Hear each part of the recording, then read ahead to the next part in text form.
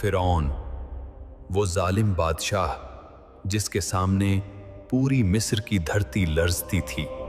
اس کے ایک اشارے پر کئی زندگیاں ختم ہو جاتی تھیں، اور اس کے ایک حکم پر سینکڑوں لوگ غلام بنا لیے جاتے۔ وہ خود کو صرف بادشاہ نہیں بلکہ خود کو خدا سمجھتا تھا۔ کہتا تھا، میں ہوں تمہارا سب سے بڑا رب۔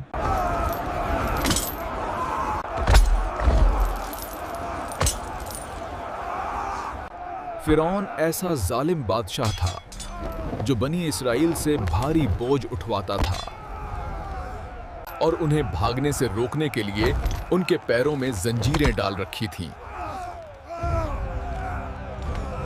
وہ زنجیر اور توق پہنے ہوئے سیڑھیوں سے بالا خانوں تک چڑھ کر کام کرتے تھے۔ اکثر ایسا ہوتا کہ سیڑھیاں چڑھتے ہوئے کئی لوگ گر کر شدید زخمی ہو جاتے۔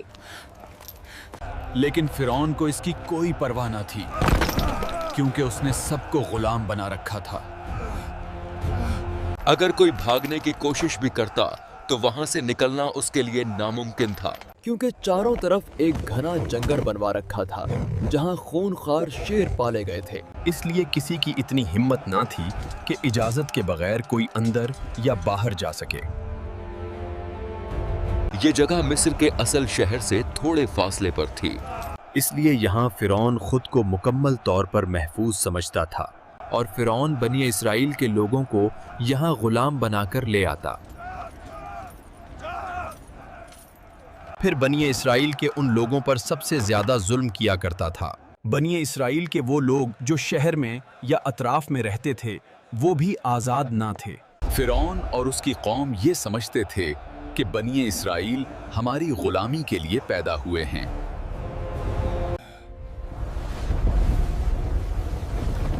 خواب دیکھا ہے کہ ایک بچہ میری حکومت کو ختم کر دیتا ہے، اس بارے میں کچھ بتاؤ۔ جی بالکل، یہ پیشین گوئی ہم نے کتابوں میں بھی پڑھ رکھی ہے، لیکن آپ سے کہنے میں ڈر لگتا تھا کہ کہیں آپ ہم پر غضبناک نہ ہو جائیں۔ بنی اسرائیل میں ایک بچہ پیدا ہوگا جو بڑی طاقت والا ہوگا، وہ آپ کی سلطنت کے خلاف اٹھے گا اور آپ کی حکومت کو ختم کر دے گا۔ میں ان کتابوں کو غلط ثابت کر دوں گا، وہ پیدا ہونے سے پہلے مر جائے گا۔ پھر اس نے ظلم کی وہ انتہا کر دی جس نے دنیا کو لرزا کر رکھ دیا۔ ہر سال ہزاروں جانیں اس خطرے کو دور کرنے کے لیے ختم کر دی جاتی۔ سنا ہے ہمارا نجات دہندہ آنے والا ہے اور فرعون کی حکومت ہمیشہ نہیں رہے گی۔ کیا ہم بھی آزاد ہو جائیں گے؟ جی یہی سنا ہے کہ وہ بنی اسرائیل میں سے ہوگا اور ہمیں آزاد کرائے گا، لیکن فرعون نے تو ہر حاملہ عورت کی نگرانی کے لیے ایک دائی مقرر کر رکھی ہے، پھر کیسے ہوگا؟ اللہ کے حکم سے وہ دائی جو نگرانی کے لیے مقرر تھی حضرت موسیٰ علیہ السلام کی ماں کی سچی ہمدرد بن گئی۔ اس نے سب راز اپنے دل میں چھپا کر رکھے اور حمل کی خبر کسی کو نہ دی، اور یوں شدید خوف کے ان لمحوں میں حضرت موسیٰ علیہ السلام کی ولادت ہو گئی۔ اس گھر میں کوئی بچہ پیدا ہوا ہے تو بتاؤ۔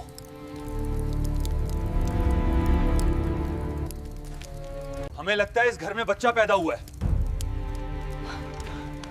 ماں، سپاہی جانتے ہیں وہ بچے کو ڈھونڈ رہے ہیں۔ ڈرو نہیں، اپنے بچے کو صندوق میں رکھ کر دریائے نیل میں چھوڑ دو۔ یہ اس کے دل میں اللہ کی طرف سے نازل ہونے والا ایک الہام تھا۔ پھر اس نے لرزتے دل کے ساتھ بچے کو صندوق میں رکھا اور دریا کے حوالے کر دیا۔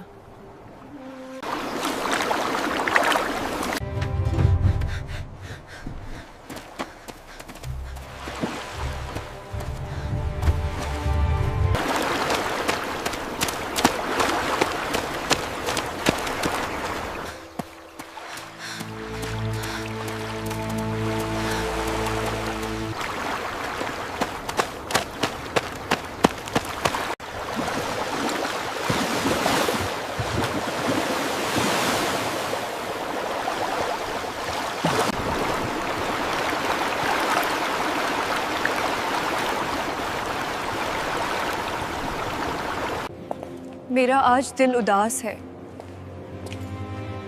میں دریائے نیل کے کنارے جانا چاہتی ہوں. اے آسیہ، سپاہیوں کو ساتھ لے جاؤ، لیکن جلد واپس آ جانا. یہ تھی حضرت آسیہ بنت مزاحم، نہایت عظیم، بلند مرتبہ اور نورانی خاتون. یہ وہ خاتون ہیں جن کا ذکر قرآن کریم میں بھی آیا ہے. قرآن مجید میں اللہ تعالیٰ نے انہیں مومنوں کے لیے نمونہ قرار دیا ہے. ان کا شمار 4 افضل ترین خواتین میں ہوتا ہے، جنہیں اسلام میں کامل خواتین کے طور پر مثال بنایا گیا ہے. حضرت آسیہ فرعون کی زوجہ تھیں، مگر ان کا دل ایمان سے بھرپور تھا، جنہوں نے بعد میں حضرت موسیٰ علیہ السلام کی نبوت کی تصدیق بھی کی.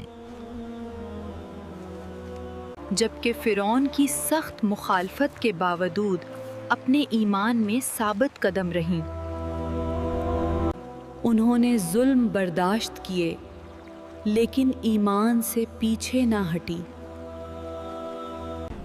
حتیٰ کہ فرعون نے انہیں سخت اذیتیں دیں. روایات کے مطابق شہید کرا دیا، بٹ وہ صبر و استقلال کی علامت بن گئیں. اچانک حضرت آسیہ کی نگاہ ایک صندوق پر پڑی. انہوں نے وہ صندوق پانی سے باہر نکالا تاکہ وہ دیکھ سکے اس میں کیا ہے.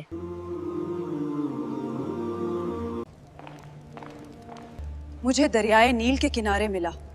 میں اسے آپ کے سامنے لائی ہوں. یوں اللہ کی مشیت سے صندوق کا ڈھکنا خود فرعون کے ہاتھوں کھل گیا. یہ بچہ میری اور تیری آنکھوں کا نور ہے، اسے قتل نہ کرو. ممکن ہے یہ ہمارے لیے نفع بخش ہو، یا ہم اسے اپنا بیٹا بنا لیں. اگر یہ بچہ بنی اسرائیل کا ہوا تو کیا معلوم یہی وہی بچہ ہوا. ہمارا کوئی لڑکا نہیں اور یہ بچہ ہے. اس کی پرورش ہم کریں گے، جیسا چاہیں گے ویسا بنے گا. دیکھیے تقدیر کا عجیب کھیل. جو موسیٰ کو مارنا چاہتا تھا، آج دشمن کا وہی محل موسیٰ کی پرورش کی جگہ بن گیا. اب مسئلہ یہ تھا کہ یہ بچہ کسی کا دودھ قبول ہی نہیں کر رہا تھا. جو عورت یہ بچہ کو دودھ پلائے گی اسے مال و دولت سے نوازا جائے گا. پھر یہ خبر حضرت موسیٰ علیہ السلام کی ماں تک پہنچ گئی.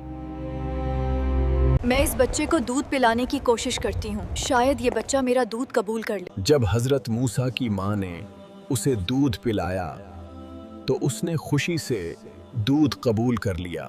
یوں ہر روز حضرت موسیٰ علیہ السلام کی ماں آتی اور دودھ دے کر چلی جاتی تھی.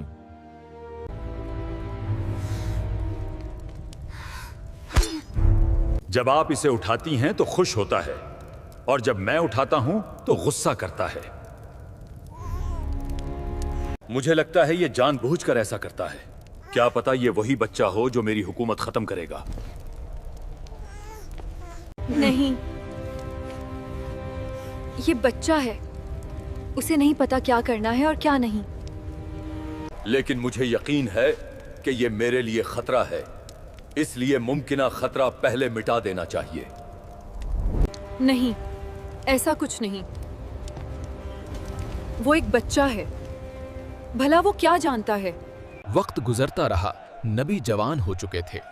سچائی، انصاف اور رحم کرنے والے ایک عظیم انسان تھے، جبکہ فرعون کی سلطنت میں ظلم بڑھتا ہی جا رہا تھا. ان بیچاروں پہ کیوں ظلم کر رہے ہو؟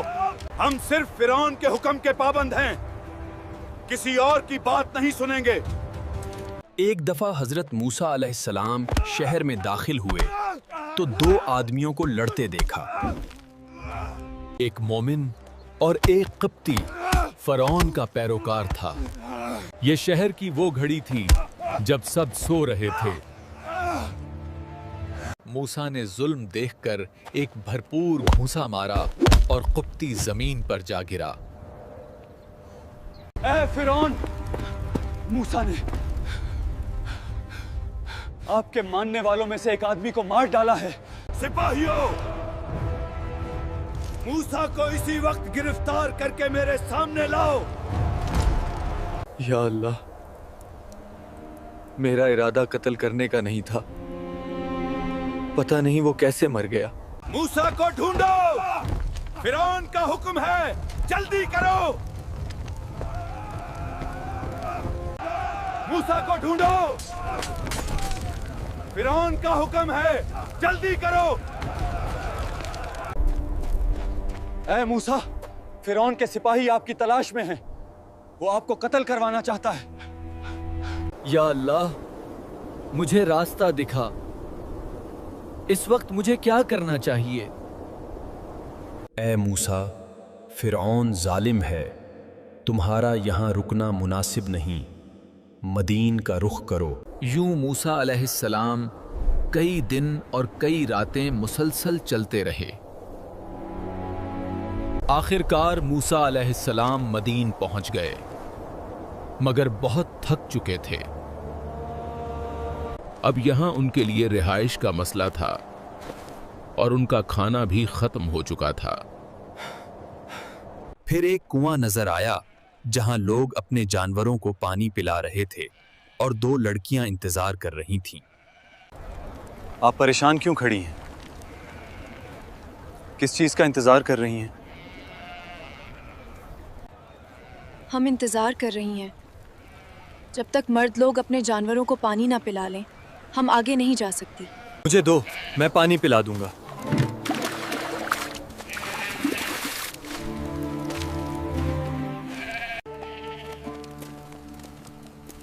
आज तुम जल्दी पानी पिलाकर वापस कैसे आ गईं? एक अजनबी शख्स ने मदद की। वो हमारे इलाके का नहीं लगता था, लेकिन बहुत मेहरबान था। उन्हें मेरे पास बुलाकर लाओ। मैं उन्हें इसका मुआवजा देना चाहता हूँ। मेरे बाबा आपको बुला रहे हैं। वो आपको मुआवजा देना चाहते हैं। ये थे हजरत शाइब अलैहिस्सलाम, जिन्होंने हजरत मूसा अलैहिस्सलाम को अपने पास बुलाया। अब हजरत मूसा अलैहिस्सलाम की शादी हो चुकी थी।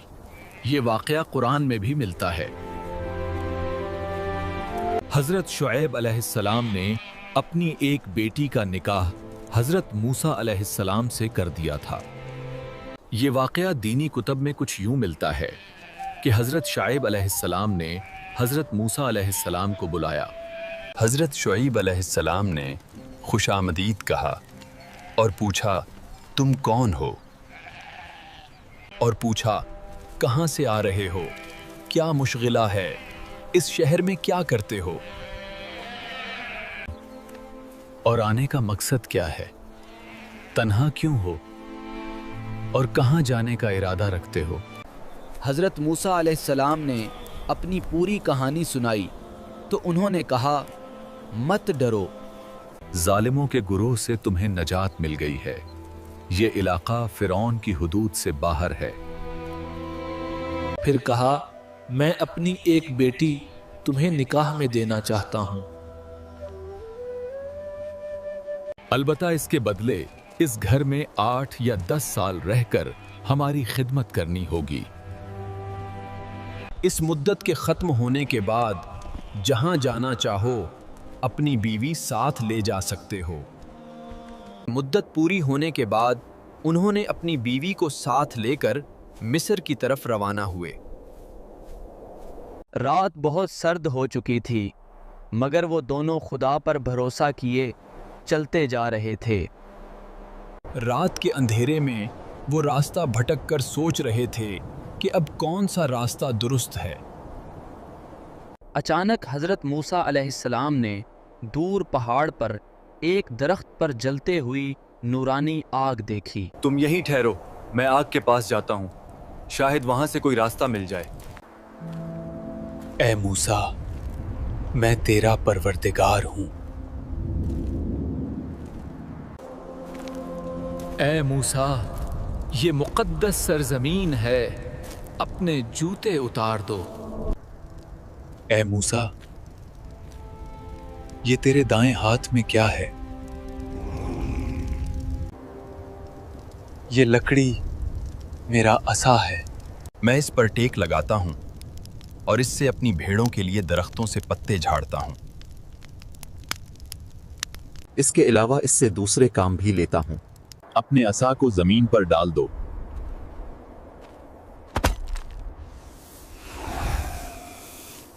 ये वाक़या दीनी कुतब में कुछ यूं मिलता है कि जब उन्होंने असा फेंका तो वो सांप बन गया।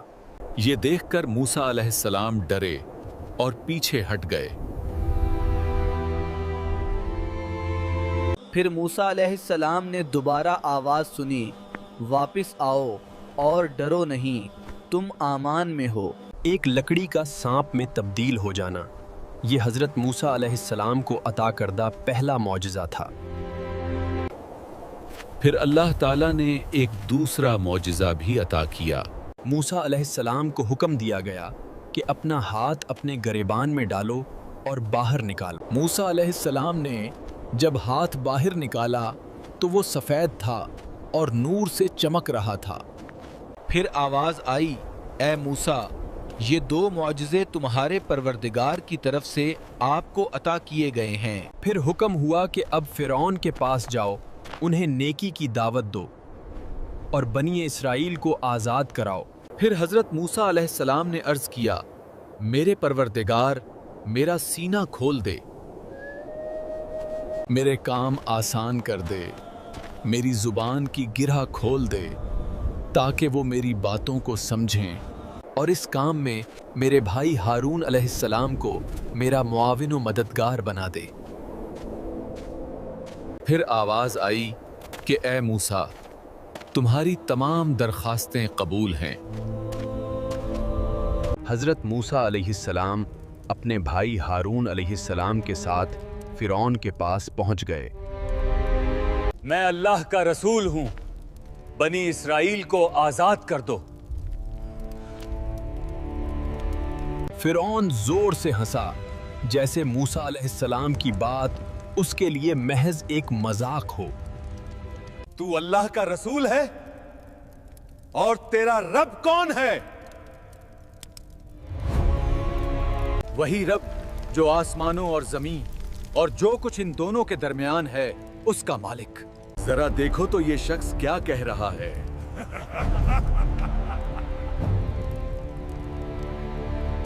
इसमें हंसने वाली क्या बात है? तुम्हारा भी वही रब है और तुम्हारे आबाओ अजदाद का भी। मैं तुम्हारी कोई बात नहीं सुनना चाहता, चले जाओ वरना जिंदान में डाल दूंगा। अगर मैं अपनी रिसालत की कोई वाज़ेह निशानी दिखाऊं, क्या तब भी मुझे जिंदान में डालोगे? अगर सच कहते हो तो अपनी निशानी ले आओ।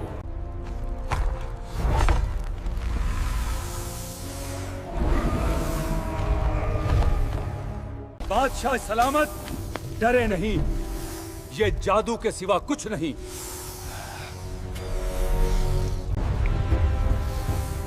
मूसा तो एक जादूगर है, इसका मुकाबला दूसरे जादूगरों से करवाना चाहिए। फिरौन ने हुक्म दिया कि मिस्र के सबसे बड़े जादूगर मेरे पास हाजिर किए जाएं। दूर दूर से मिस्र के सब बड़े जादूगर फिरौन के दरबार में लाए जा रहे थे। अगर हम मुकाबला जीत गए तो आप हमें क्या इनाम देंगे? जो कुछ तुम चाहते हो सब कुछ दूंगा, मगर मूसा को हर हाल में हराना है। ए मूसा, तुम पहले अपना जादू दिखाओगे या हम अपना जादू दिखाएं? मेरे पास जादू नहीं, बल्कि अल्लाह के अता करदा मौजज़े हैं। तुम पहले अपना जादू दिखाओ। सब जादूगरों ने अपनी लाठियां और रस्सियां जमीन पर डालीं तो वो सांप बन गईं। फिर नबी ने अपना असा जमीन पर डाला, वो बहुत बड़ा सांप बन गया और दूसरे सांपों को नगल गया। ہم آپ پر اور آپ کے پروردگار پر ایمان لاتے ہیں۔ یہ واقعی معجزہ تھا، جادو نہیں۔ تم میری اجازت کے بغیر کیسے ایمان لے آئے؟ تم سب ایک دوسرے سے ملے ہوئے تھے، تم سب کو سولی پر لٹکا دوں گا۔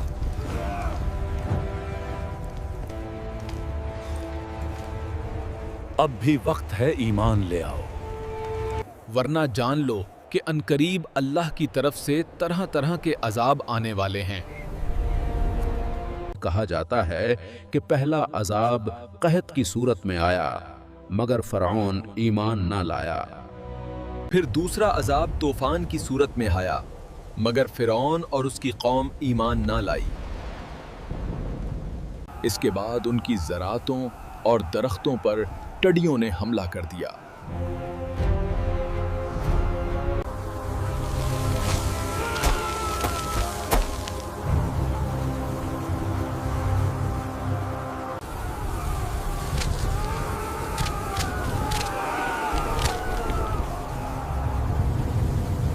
اس کے بعد ان پر ایک اور حشرات کا عذاب نازل ہوا جو ہر طرف پھیل گیا۔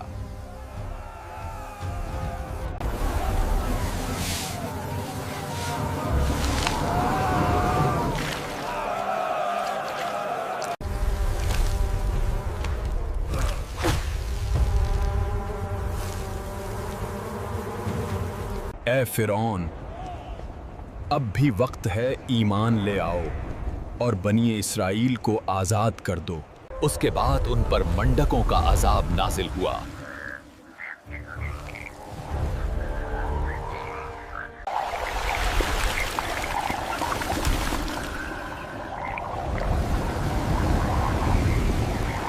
یہ کیا مذاق ہے؟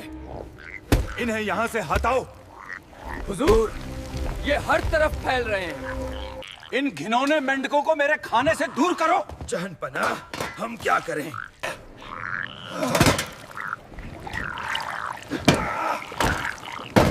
یہ کیا بکواس ہے؟ ان مینڈکوں کو یہاں سے ہٹاؤ، جلدی کرو۔ یہ کیا بکواس ہے؟ ان گھنونی چیزوں کو مجھ سے دور کرو۔ اس کے بعد ان پر خون کا عذاب نازل ہوا۔ اے موسیٰ، فرعون کبھی نہ مانے گا، چاہے وہ 1000 نشانیاں ہی کیوں نہ دیکھ لے۔ اے موسیٰ، بنی اسرائیل کو لے کر راتوں رات نکل جاؤ۔ فرعون اور اس کے سپاہی بھی آپ کے پیچھے ضرور آئیں گے، لیکن میری مدد تمہارے ساتھ ہے۔ حضرت موسیٰ علیہ السلام بنی اسرائیل کو لے کر روانہ ہو پڑے، لیکن جب وہ دریائے نیل پر پہنچے تو پیچھے سے فرعون کا لشکر بھی قریب آ چکا تھا۔ اب تو ہمیں فرعون زندہ نہیں چھوڑے گا، یہاں سے بھاگنے کا کوئی راستہ بھی نہیں۔